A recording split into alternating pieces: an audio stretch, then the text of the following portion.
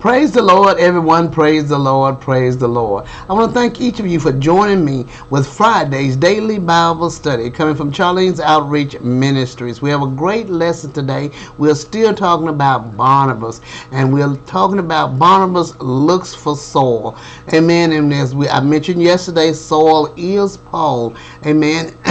And so we're going to move right into our wonderful lesson. Our lesson is coming from Acts 11, verses 22 through 26. So if you have the opportunity, if you're in a place that you can find it in your Bible and read right along with us and go along with us and take notes or whatever, then go get your Bible and let's get started. Amen. Before we get started, I would like to ask if anything is said touches your heart, soul, or spirit. If you have any questions or comments, please feel free to jot them at the bottom of the screen below, and I will get to them as soon as possible. And I would also like to ask if you would like to request prayer, please leave your name and that you want prayer, and I will add you to the prayer list. Also, subscribe to my channel that we may together continue to study and grow and learn and establish ourselves in understanding the word of the Lord. Amen.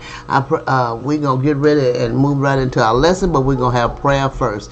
Dear God in heaven, we thank you for this day. We thank you for making a way out of no way. We thank you for leading us and guiding us in your true path of righteousness. We thank you, Father, for a new day, for this is the day that you have made, and we shall rejoice and be glad in it, Father. We thank you for this day. We thank you for all that you have done, you is doing, and you shall do in each of our life. We give you the honor, the glory, and the praise. Father, we thank you that you open our eyes that we do see and our ears that we do hear, and you give us wisdom, knowledge, and understanding from on high, that we may continue to be more proficient in doing your word, that we may have a better understanding.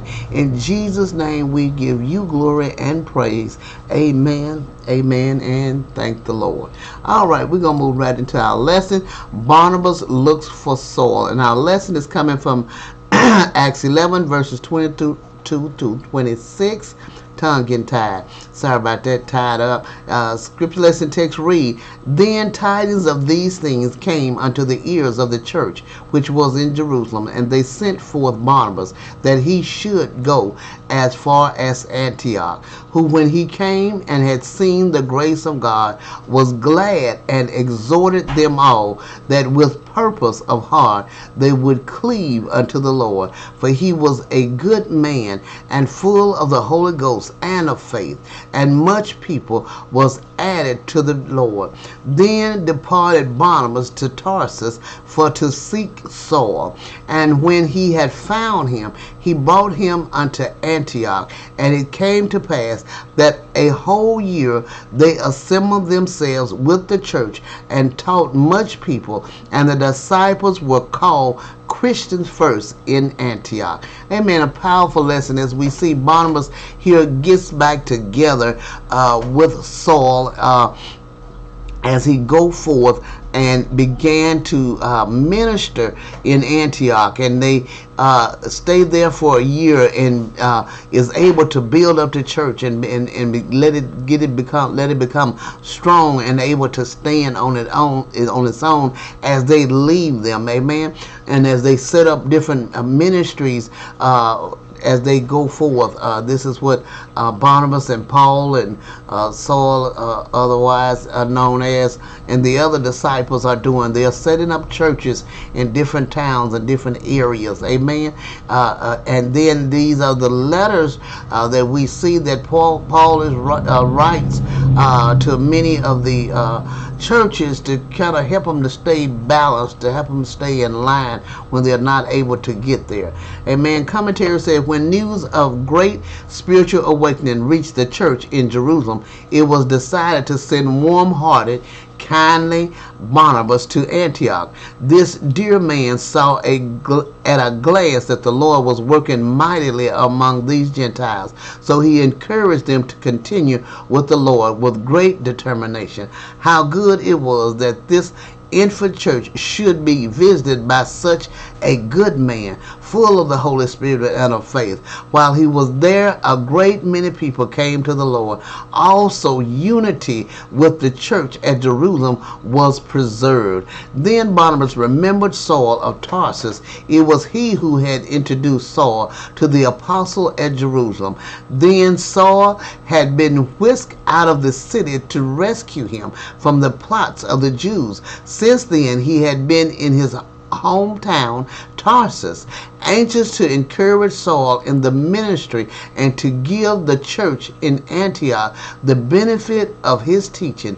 Barnabas departed from Tarsus and brought Saul to Antioch. For a whole year, this splendid team worked with this church there, teaching a great many people. And as we see here, this here helped build Paul up. This helped build Saul up, that he became known as the minister he was, because of Barnabas reaching in and even in his downness, he reached out to get him and to get him back on his feet and to get him going again, because he felt that he acted as he felt that he was not reaching his potential. And as Barnabas brings him out and they work together as one, Saul begins to see what he has in himself, as well as to see how to utilize it as Barnabas teaches him. Amen. You see, it was in Antioch that the disciples were first called Christians.